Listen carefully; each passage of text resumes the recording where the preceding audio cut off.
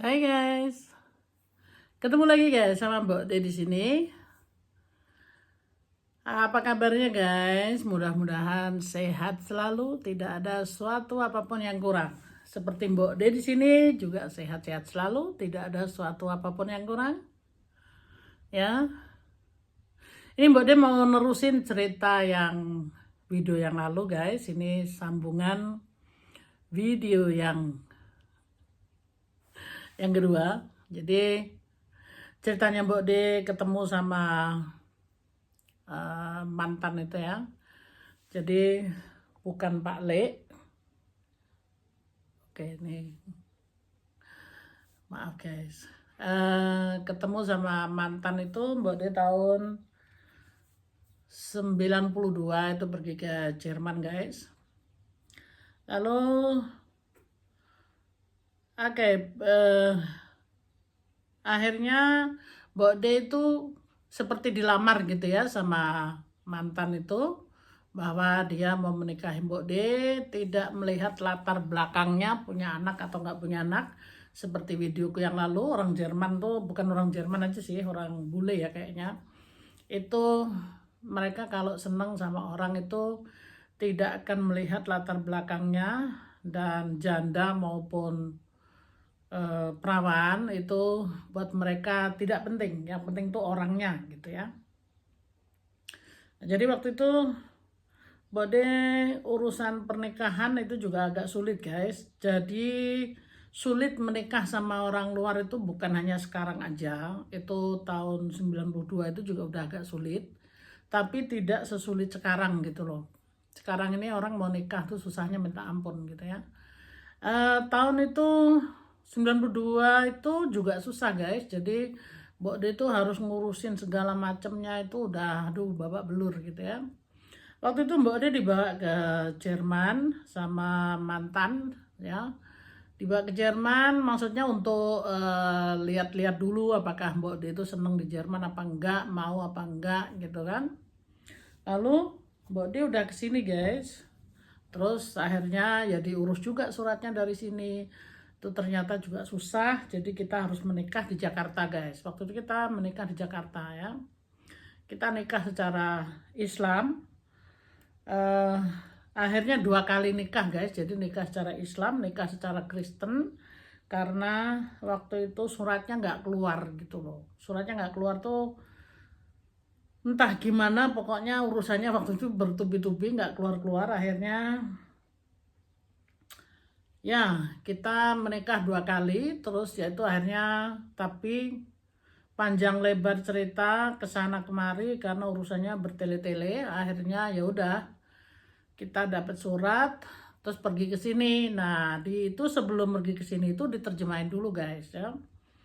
Akhirnya ke sana kemari itu prosesnya juga lama guys. Jadi aku nggak bisa ceritain mendetail gitu ya, susah banget. Terus akhirnya udah, akhirnya Mbok De sudah nikah sah. 93 Mbok De punya anak satu lagi, yaitu laki-laki yang saat ini kuliah di Bonn ya. Jadi Mbok De punya anak lagi. Nah, rumah tangga ini Mbak De bimbing selama 26 tahun. Sama pacarannya 27 tahun lah guys ya. Nah, di dalam pernikahan 26 tahun ini bukan 2 tahun ya guys ya. Jadi 26 tahun tuh cukup lama gitu ya. Jadi eh Mbak De bohong aja gitu kalau 26 tahun itu semuanya jelek gitu ya. Enggak juga sih guys. Cuma kenapa Mbak De bercerai? Nah ini Mbak De bisa mau cerita juga gitu ya. Tapi gimana, mau diperpanjang dulu nih ceritanya. Ah, Sampai ke perceraian itu sebenarnya prosesnya juga nggak nggak secepat apa gitu apa yang orang-orang pikirkan dan orang-orang tuduh gitu ya. Karena orang-orang itu semuanya pada menyalahkan Mbak De karena suaminya Mbak De itu lebih tua 13 tahun ya. Jadi orang-orang tuh kebanyakan pada menyalahkan Mbak De, katanya kalau sudah mampu 26 tahun itu pasti kamu bisa menyelesaikan sampai akhir gitu ya. Dia bukan mau bertanya kapan akhirnya gitu ya. Nah, terus yang menjalani itu kan D ya. Itu jadi dalam rumah tangga itu kita nggak bisa lihat luarnya aja guys ya, karena yang di dalam itu yang ngalamin 2 orang itu gitu ya. Sebenarnya D itu sudah berjanji apa ya, kalau orang sudah menikah itu kalau bisa jangan bercerai gitu ya. Tapi ternyata D pun masih manusia biasa. D pun bisa apa bukan mengingkari janji ya guys ya, ternyata salah, maksudnya bercerai juga gitu ya. Tapi ya udahlah gitu, kalau memang tidak cocok, kalau dibilang tidak cocok itu juga orang-orang mikirnya impossible gitu loh, karena 26 tahun tuh cukup lama, bisa 26 tahun kok nggak bisa nerusin gitu ya. Banyak orang menyalahkan D gitu ya guys ya. D kadang-kadang sedih gitu ya, D karena perceraian ini D banyak kehilangan teman, D banyak kehilangan semuanya. Tapi ya nggak apa-apa lah, yang menjalani hidup itu kan D gitu ya. Sekarang ini D berkonsentrasi dengan kehidupan D sendiri, karena D tidak bisa menyenangkan orang lain semuanya satu persatu gitu ya. Jadi D cuma manusia biasa, tidak bisa menepati janji yang sebenarnya. Kalau sudah menikah itu tidak harus dicerai-beraikan gitu ya. Tapi itu sebenarnya juga perlu proses guys. Bukannya D tidak D itu sudah lama masalah ini sebenarnya kita udah mau selesaikan. Jadi selama 26 tahun itu ada saat-saatnya memang krisis sekali gitu ya, yang tidak bisa ditanganin ya. D nggak bisa ceritain mendetail karena itu terlalu banyak sekali ya. Pada akhir itu semuanya, karena kita sudah semuanya di Jerman itu perceraian itu lebih mahal daripada pernikahan gitu ya guys ya. Jadi perceraian itu di sini mahal sekali ya. Apalagi kalau perceraiannya itu ada gono gini gitu ya, itu sangat luar biasa. Jadi D sempat ini ya sempat down juga gitu ya. Jadi semuanya itu tidak mudah ya, tidak gampang. Selain dari perasaan itu juga apa ya, semuanya itu susah gitu loh guys ya. Nah, maka dari itu pada akhirnya D memang sudah benar-benar tidak bisa sama mantan. D bukan tidak bisa ya, D tidak mau lagi gitu loh. Maksudnya memang yang minta cerai itu D, karena D yang tidak sanggup lagi.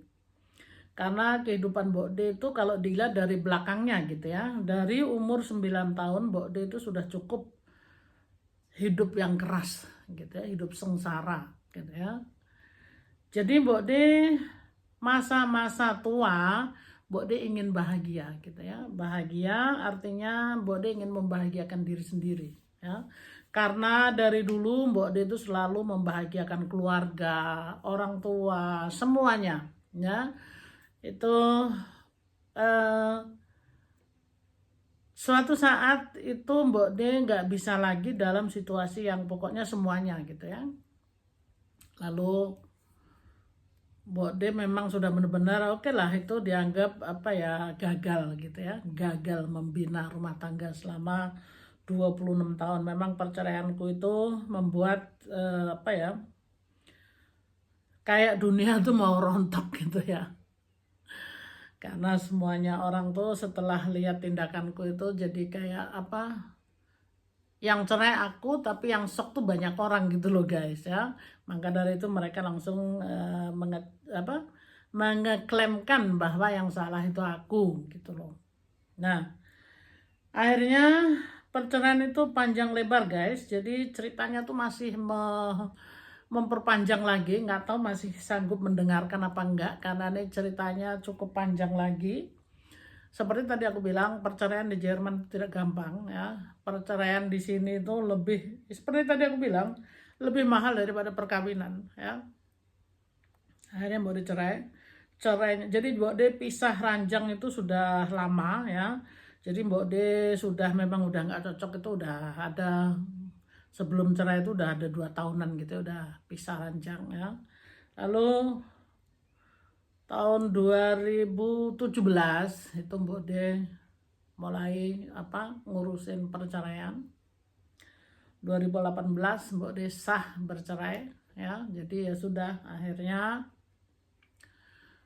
Mbok De bercerai guys. Itu dunia seperti ya itu tadi, dunia kayak membuli Mbok De semuanya gitu ya.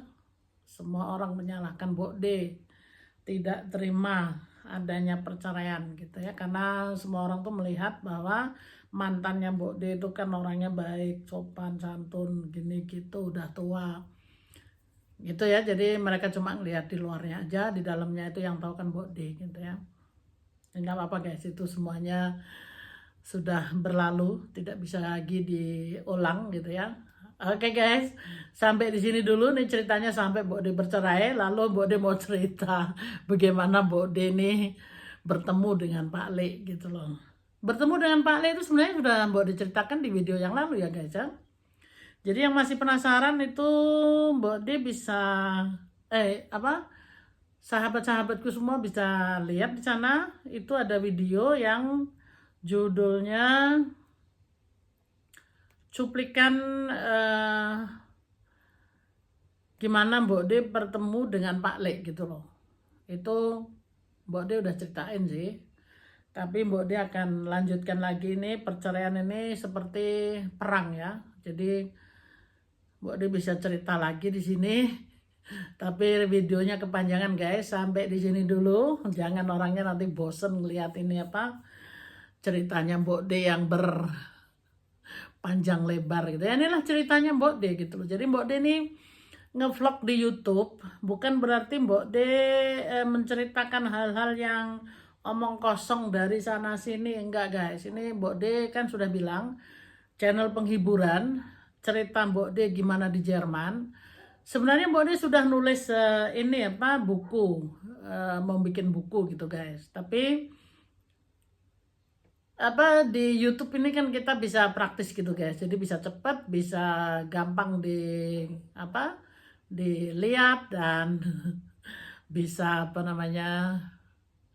gampang gitu loh. Kalau nulis itu lama sekali guys, apalagi Mbok De ini orangnya nggak sekolah, jadi kalau nulis tuh lama banget. Walaupun nulisnya juga pakai laptop guys, tapi itu semuanya, nah ini semuanya tuh Mbok De akan ceritain gitu ya. Kok bisa kelas 2 SD bisa megang laptop, bisa kerja di perusahaan yang besar sekali di Jerman gitu ya.